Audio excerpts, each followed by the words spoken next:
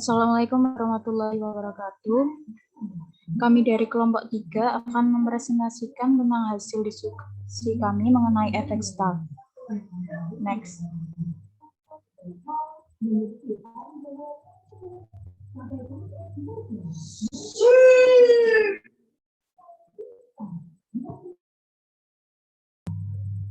Anggota dari kelompok 3 yang pertama saya sendiri, Alvin Nurmani dengan NIM akhir 045. Yang kedua, Kamila Elsinta dengan NIM akhir 047. Yang ketiga ada Nadila Waliperti dengan NIM akhir 048. Yang keempat ada Halimatus Sadia dengan NIM akhir 056. Yang kelima ada Lailatul Fitria dengan NIM akhir 059. Yang keenam ada Muhammad Tahir Mufti dengan NIM akhir 071. Dan yang ke-8 adalah Winda Pratiwi dengan NIM akhir 078. Next. Yang akan kita bahas, yang pertama ada pendahuluan yang mencakup tentang pengertian efek start. Yang kedua ada jenis-jenis efek start. Yang ketiga ada contoh efek start. Yang keempat ada aplikasi dan penerapan efek start. Dan yang terakhir ada kesimpulan. Next. Nah, sebelum membahas lebih lanjut mengenai efek start, alangkah baiknya kita mengetahui apa sih itu yang dimaksud dengan efek start. Next. Efek start merupakan analog listrik dengan efek Zeeman, yaitu sebuah partikel yang membawa momen dipol listrik seperti atom H akan mendapatkan pemecahan tingkat energinya ketika dikenai medan listrik keluar.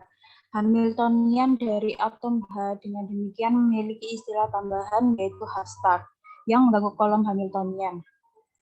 H start sama dengan negatif epsilon mu EL sama dengan minus Q yang bermuatan negatif mutlak E, epsilon X sama dengan mutlak E, epsilon Z, di mana epsilon menunjukkan medan listrik eksternal yang tanpa kehilangan keumuman kita pilih sepanjang arah Z. Dan mu EL adalah momen dipol listrik. Untuk kasus sederhana elektron bermuatan negatif mutlak E ditempatkan pada jarak X dari proton yang bermuatan berlawanan.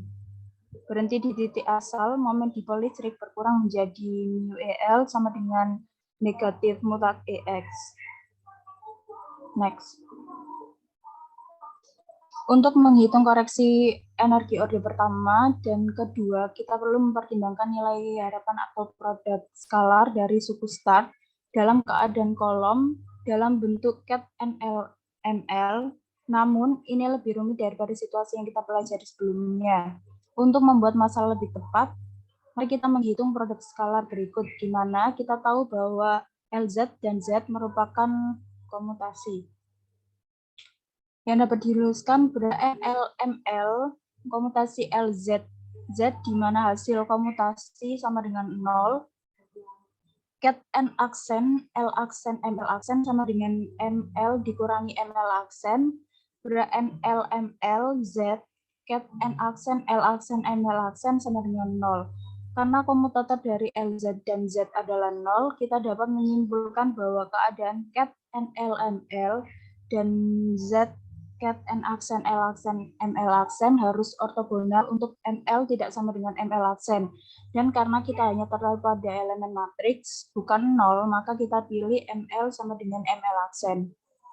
Next. Untuk penjelasan selanjutnya akan dijelaskan oleh rekan saya. Oke, tadi sudah dijelaskan. Kemudian ini pada saat yang sama, agar produk skalar menjadi bukan 0, kita mensyaratkan bahwa bilangan kuantum azimut tidak sama, yaitu 1 tidak sama dengan 1 aksen. Alasan untuk ini adalah paritas dari operator Z. Kita mengingat bahwa basis keadaan dapat dipilih untuk potensial simetris, seperti potensial kolom, yang seluruhnya terdiri dari fungsi genap dan ganjil, yang dalam hal ini adalah polinomial legendary P1 cos theta. Ini adalah polinomial orde dalam cos theta sama dengan Z per R. Dan dengan demikian, fungsi genap dan ganjil bergantian. Next. Oleh karena itu, jika fungsi si H1, M1, dan si H1, M1 memiliki bilangan kuantum azimut yang sama, yaitu paritas, produknya memiliki paritas plus 1. Operator Z bagaimanapun mengubah tandanya di bawah inversi spasial dan integrasi produk skalar menghilang. Karena itu, maka persamaannya adalah integral dari min A ke plus A dx fx gx sama dengan 0. Kita kemudian dapat berasumsi bahwa L aksen sama dengan L plus minus 1, yang merupakan pilihan yang masuk akal karena dipol listrik berinteraksi dengan medan listrik dengan bertukar foton spin 1, sehingga momentum sudut elektron harus berkurang atau bertambah 1. Oleh karena itu, efek stuck hanya akan terjadi untuk elemen matris dalam bentuk NLML, ket Z, N aksen, L plus minus 1, ML aksen, tidak sama dengan 0, yang dinyatakan dengan persamaan 1.6. Next. Untuk selanjutnya akan dilanjutkan oleh rekan saya.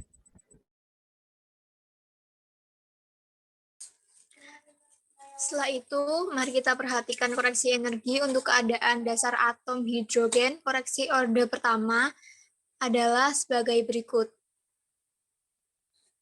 Lalu, itu menghilang karena persyaratan persamaan 1.5. Dan dengan demikian, kita melihat bahwa tidak ada efek stuck linier untuk keadaan dasar hidrogen. Pengaruh orde kedua berbentuk sebagai berikut pada persamaan 1.8, di mana tingkat energi tidak terganggu. Ekspresi ini dapat dihitung menggunakan metode perturbatif yang mengarah ke hasil pada persamaan 1.9. Next.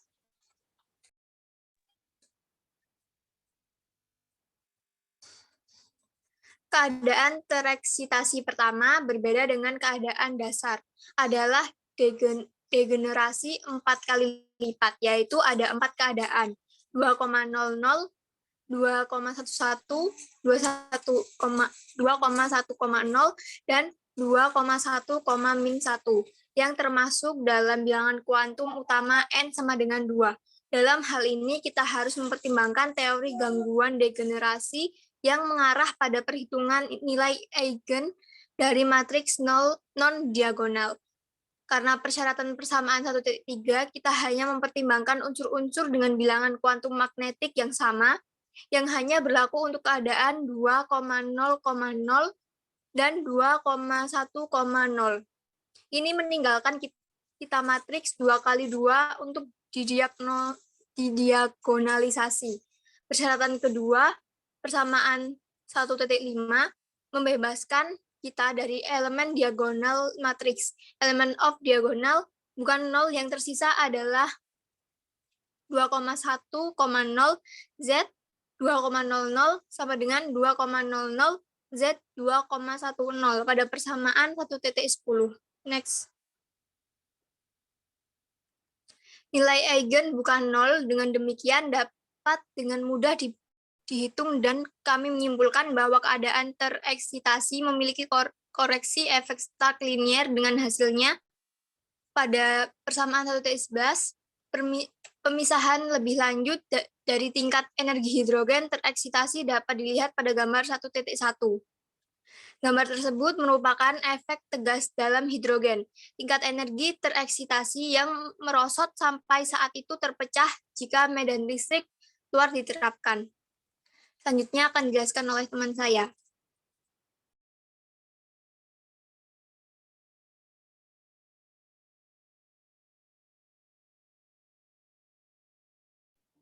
Selanjutnya, jenis-jenis efek stuck.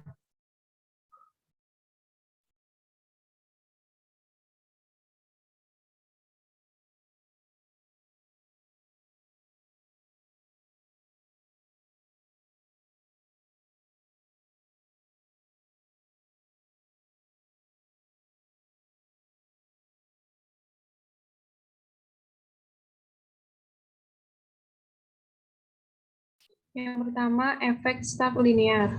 Efek stuck linear muncul karena momen dipol yang muncul dari distribusi muatan listrik non-simetris yang terjadi secara alami.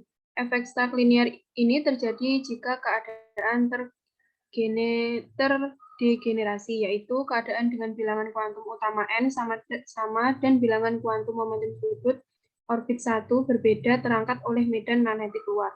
Ketika terjadi pemisahan garis dalam spektrum atom hidrogen dan atom-atom yang serupa dengan L tidak sama dengan 0, di mana pemisahan ini akan sebanding dengan kuat medan listrik F. Begitu juga dengan tenaga interaksinya dengan medan listrik luar. Misalnya, sebagaimana tenaga dipol listrik yang momennya P di dalam medan listrik yang kuat F-nya diberikan oleh delta E sama dengan min P F tak hingga F. Next.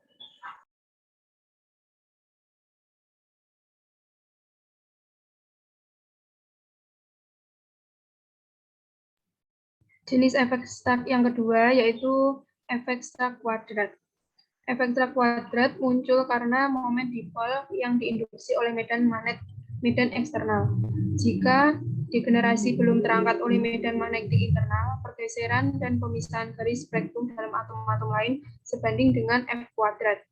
Polarisasi muatan listrik tenaga interaksi akan sebanding dengan kuadrat medan listrik yang mempolarisasikannya, yaitu F kuadrat. Sebab momen dipol listrik yang diakibatkan oleh polarisasi itu sebanding dengan kuat medan listrik yang mempolarisasikannya, yakni P sama dengan alfa F misalnya, sehingga delta E sama dengan min alfa F kali F sama dengan min alfa F kuadrat, yang dalam hal ini lalu disebut efek Stark kuadratik.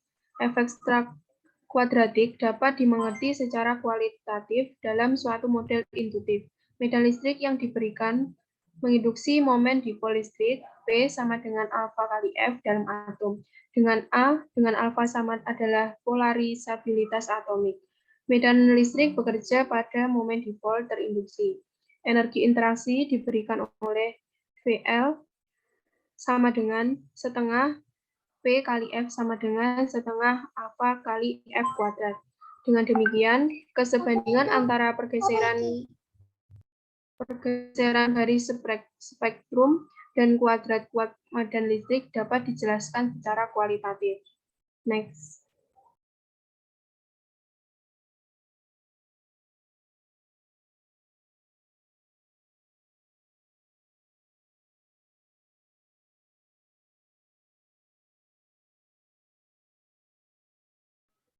Baik, untuk selanjutnya yaitu mengenai contoh dari efek Stark. Next.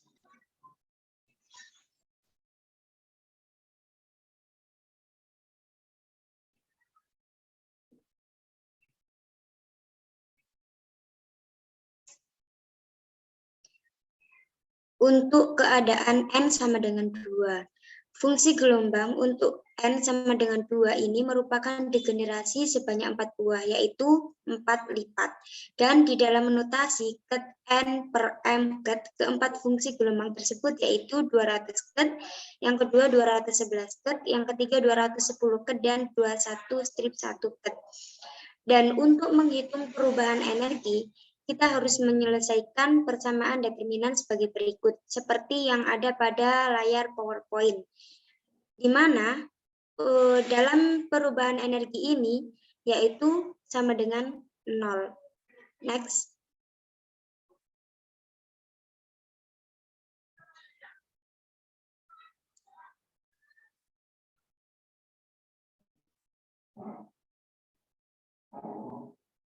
Untuk yang selanjutnya, dari ke-16 elemen determinan tersebut di atas, hanya 2 elemen yang tidak bernilai 0, yaitu 210 mutlak H action 200 ket dan ke 200 mutlak H action 210 ket, di mana kedua elemen ini bernilai sama, sehingga ke 210 mutlak H action 200 ket sama dengan ke 200 mutlak H action 210 ket, di mana nilainya yaitu sama dengan min E kali A 0 kali epsilon per 32 pi integral 0 sampai tak hingga rho pangkat 4 kali 2 min rho dalam kurung kali E pangkat min rho kali D rho dengan integral min L sampai dengan L cos kuadrat theta kali D cos theta dengan integral 0 sampai 2pi dc, yaitu sama dengan E kali epsilon kali H bar kuadrat per MZE sama dengan min 3 mutlak E kali epsilon kali A0. Dengan di sini kita misalkan 3 mutlak E kali epsilon kali A0 sama dengan E. Sehingga persamaan determinan di atas menjadi min E 0 min E 0 kemudian 0 min E 0 0 min E 0 min E 0 dan 0 0 0 min E sama dengan 0. Next.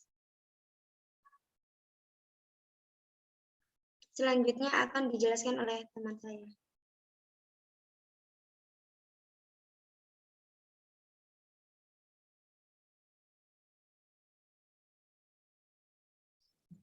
Oke, selanjutnya ada determinan ini memiliki setelah yang di atas tadi dijabarkan, terdapat 4 buah akar.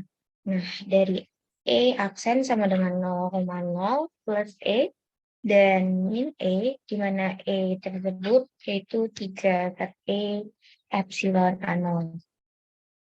Nah, jadi ketika kita melihat bahwa medan listrik atau epsilon telah menyumbangkan tingkat energi untuk N sama dengan 2, yaitu E2, maka pecah menjadi 3 tingkat energi yang baru, yaitu E2 ditambah E, E2, dan E2, min E. Nah, secara diagram, pemecahan tingkat energi ini ditunjukkan pada gambar 1, yaitu seperti gambar di sebelahnya. Kemudian untuk menghitung fungsi gelombang yang baru untuk N sama dengan 2, kita harus mensubstitusikan nilai-nilai energi dari persamaan 3. Nah, seperti pada gambar di bawah ini. Nah, kemudian di mana A, B, C, dan D adalah komponen fungsi gelombang baru, yaitu P sama dengan A kat 200 plus B kat 211 plus C kat 210 dan D 21-1 pada persamaan 5 dapat diselesaikan dengan persamaan 4 untuk setiap nilai E aksen sama dengan 0,0 plus E dan min E. Maka kita dapat mendapatkan 4 buah fungsi gelombang baru, yaitu untuk E aksen sama dengan E2 plus E, sama dengan Pi kat 200 min 210. Untuk E aksen sama dengan E2 min E itu Pi kat 200 plus 210, dan untuk E aksen sama dengan 0 itu Pi kat 211 Pi sama dengan 21 min 1. Jadi, perturbasi dalam mencampur keadaan untuk M sama dengan 0 dan membiarkan keadaan untuk M sama dengan plus 1 dan M sama dengan min 1 tetap digeneralisasi.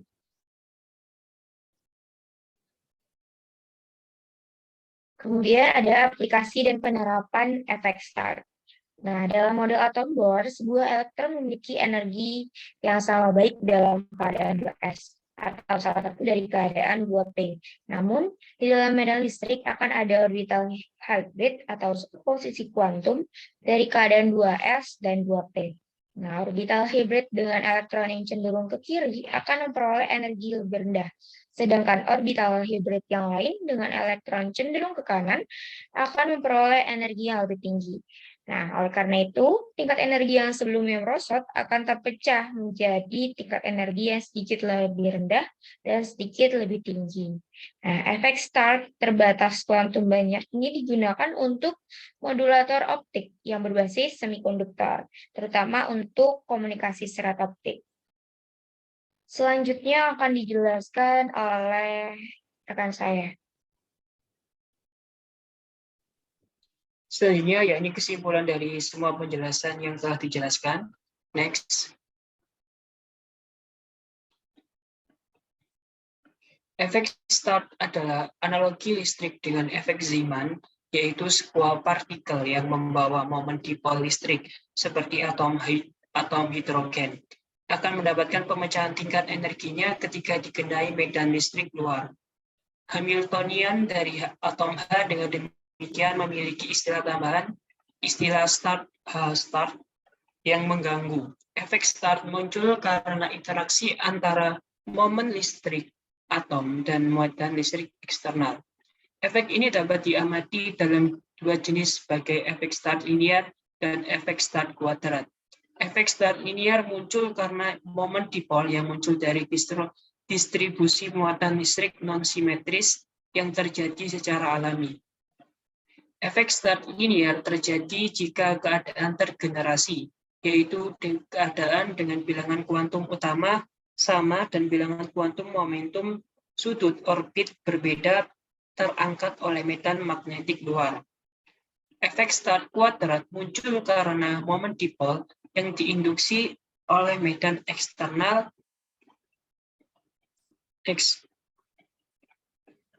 jika degenerasi belum terangkat oleh medan magnetik internal, pergeseran dan pemisahan garis spektrum dalam atom-atom lain sebanding dengan dalam model atom bound. Sebuah elektron memiliki energi yang sama, baik dalam keadaan 2s atau salah satu dari keadaan 2p. Namun, dalam medan listrik akan ada orbital hybrid atau superposisi kuantum dari keadaan 2s dan 2p. Orbital hybrid dengan elektron yang cenderung ke kiri akan memperoleh energi lebih rendah, sedangkan orbital hybrid yang lain dengan elektron cenderung ke kanan akan memperoleh energi yang lebih tinggi. Oleh karena itu, tingkat energi yang sebelumnya merosot akan terpecah menjadi tingkat energi yang sedikit lebih rendah dan sedikit lebih tinggi. Efek start terbatas kuantum banyak digunakan untuk modular optik berbasis semikonduktor, terutama untuk komunikasi serat optik. Next.